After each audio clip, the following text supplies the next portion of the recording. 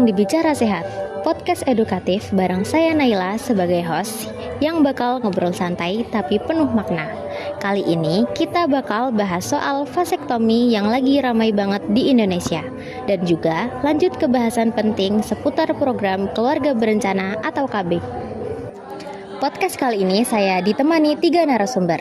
Narasumber yang pertama yaitu Kak Busti. Halo. Narasumber yang kedua yaitu Kak Siva. Halo. Dan narasumber yang ketiga yaitu Kak Zahra. Halo. Beberapa waktu terakhir, vasektomi jadi perbincangan hangat karena makin banyak pria yang ikut serta dalam program ini. Padahal selama ini kan KB selalu identik dengan perempuan. Nah, itu jadi momentum bagus banget buat kita bahas KB dari berbagai sisi. Mulai dari pengertian, tujuan, sampai jenis dan teknik kontrasepsi yang ada. Kalau menurut Kak Busti, berita tentang vasektomi yang viral ini gimana? Nah, kalau kita lihat, vasektomi itu sebenarnya salah satu metode kontrasepsi permanen untuk pria. Prosesnya itu memotong atau menutup saluran sperma supaya nggak bisa keluar saat ejakulasi. Dan yang menarik, vasektomi ini sebenarnya prosedurnya aman, cepat, dan tingkat keberhasilannya tuh tinggi. Tapi ya masih banyak yang takut atau salah paham soal efeknya. Padahal vasektomi itu nggak mengurangi hormon, nggak bikin impoten, dan nggak ngurangin gairah loh. Nah, dari sini kita bisa masuk ke bahasan lebih luas. Apa sih sebenarnya program KB itu? Oke, program keluarga berencana atau KB adalah upaya pemerintah untuk mengendalikan jumlah dan jarak kelahiran demi meningkatkan kualitas hidup masyarakat. Tujuannya bukan cuma buat mengurangi angka kelahiran, tapi juga biar setiap anak yang lahir bisa tumbuh dengan sehat, pendidikan terjamin, dan ekonomi keluarga stabil. Secara spesifik, tujuan program KB antara lain adalah mengatur kelahiran anak, menjarangkan kehamilan, serta mencegah kehamilan yang tidak diinginkan.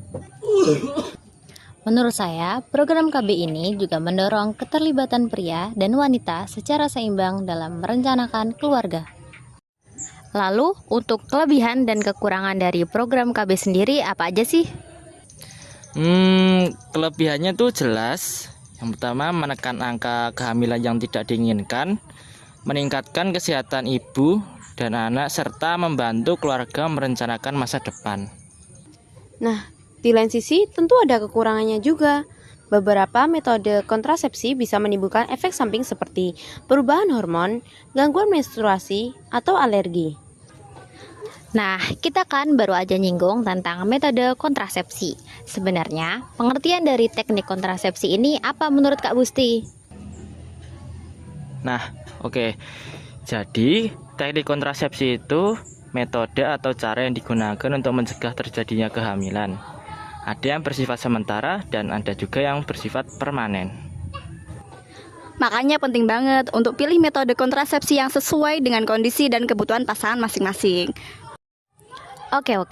Jadi begitu ya pengertian dari teknik kontrasepsi.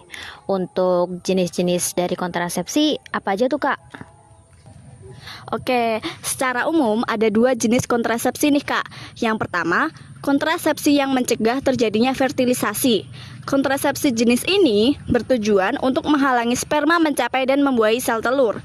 Dan jenis kontrasepsi yang kedua adalah kontrasepsi yang mencegah terjadinya implantasi embrio. Jenis kontrasepsi ini bekerja dengan mengubah kondisi rahim sehingga embrio tidak dapat menempel dan berkembang. Oh, untuk teknik kontrasepsi sendiri gimana sih Kak? Teknik kontrasepsi dibagi jadi beberapa. Yang pertama, tidak melakukan hubungan seksual. Yang kedua, tubektomi untuk wanita. Yang ketiga, vasektomi untuk pria. Yang keempat, pil kontrasepsi yang diminum setiap hari.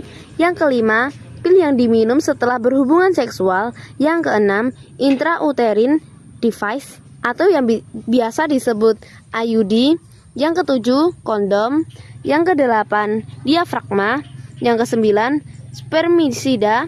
Yang kesepuluh, metode kalender.